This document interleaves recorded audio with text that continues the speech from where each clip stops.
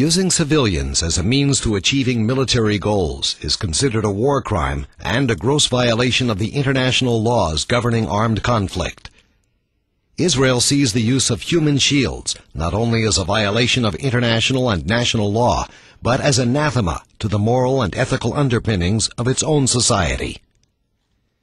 For Palestinian terrorist organizations led by Hamas, using innocent civilians for both offensive and defensive purposes is not a moral aberration, but a fundamental element of their combat doctrine.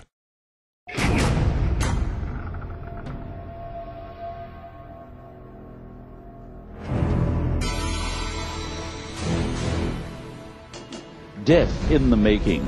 The casings of rockets are forged here, painted, then filled with explosives. The act of directing attacks against civilians and civilian targets contravenes the principle of distinction, perhaps the most fundamental of the laws of armed conflict.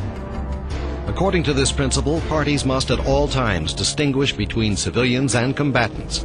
Moreover, it is strictly prohibited to direct attacks at civilian objects or civilians not taking a direct part in hostilities. Hamas indeed distinguishes between civilians and combatants, but rather than avoiding civilians, it focuses its rocket fire at towns and cities in southern Israel with the aim of causing death, injury, and destruction, and sowing terror among Israeli civilians. In contrast, when dealing with densely populated Palestinian civilian areas, the Israel Defense Forces make great efforts to spare innocent lives, often limiting its military objectives and putting its own troops at increased risk. The IDF uses several methods in order to allow innocent bystanders to evacuate targeted areas. It provides advance notification by airdropping printed warnings.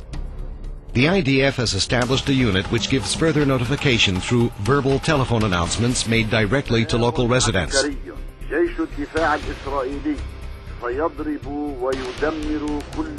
It also sends text messages directly to mobile telephones.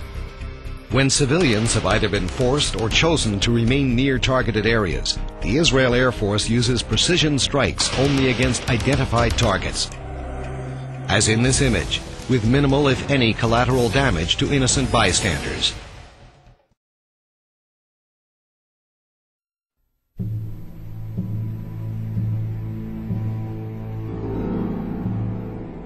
Hamas makes operational use of heavily built-up, densely populated civilian areas in the Gaza Strip for the planning, organizing, and launching of rocket attacks.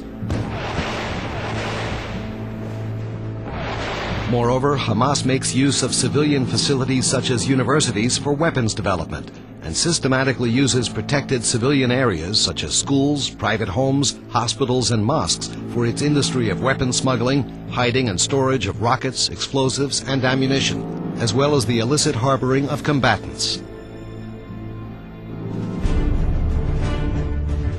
Here we see the entrance to a weapons smuggling tunnel situated directly under a bed in a residential home. Hamas uses the protected status of places of worship to launch rockets from a mosque in the refugee camp of Jabalia. The last image of Hamas firing from a children's school, knowing full well that the IDF normally refrains from firing within a close radius of such sensitive buildings, further demonstrates the fine web of terrorist and civilian infrastructures woven together by Hamas. These examples are expression of Hamas doctrine to integrate both infrastructures, forcing innocent civilians to serve as human deterrents against Israeli attack.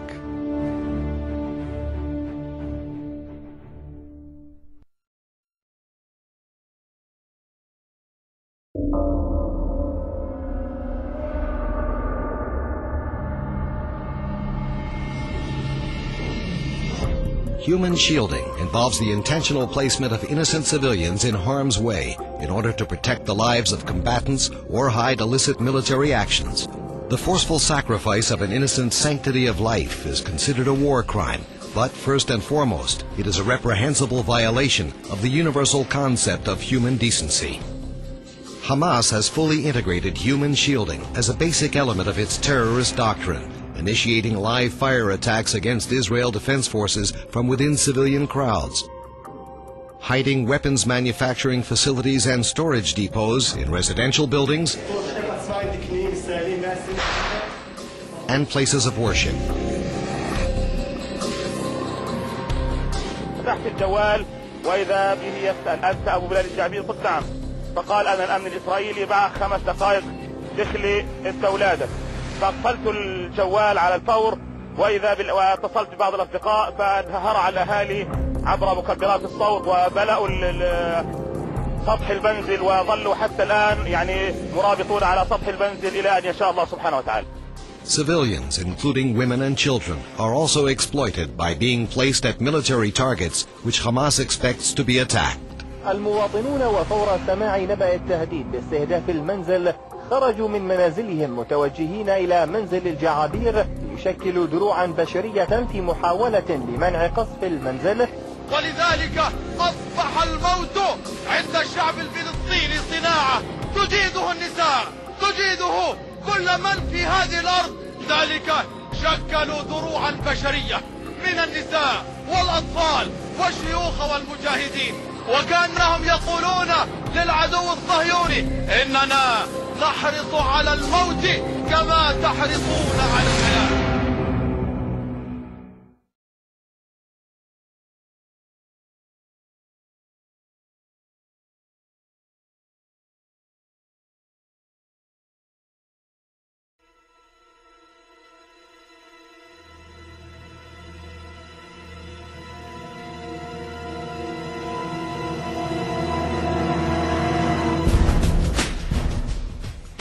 Despite universal consensus on the status of children as a protected population, Hamas has shown no respect for this fundamental axiom, nor mercy for the children themselves.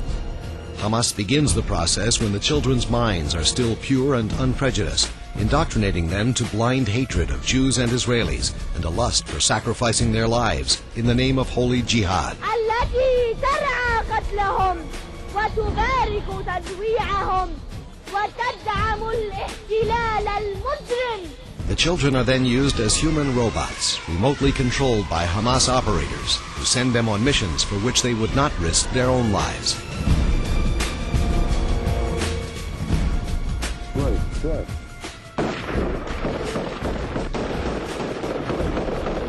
Under the guise and protection of their age and assumed innocence, these children are used as spotters in the front line of combat, used to retrieve weapons from fallen combatants, used to play in Qassam rocket launching areas to deter Israeli attacks. They're used to transport explosives and weapons, and most grievously, they're sent unknowingly with explosive devices in their school bags to be blown up in the vicinity of Israelis.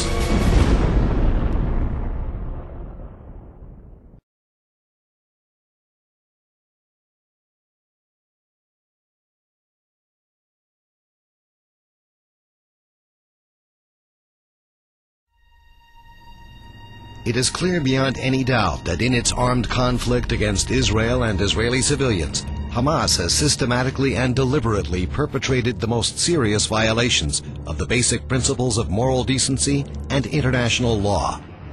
It acts in complete disregard for the well-being of civilians on both sides of the conflict, mounting a direct assault not only on the law, but on humanity itself.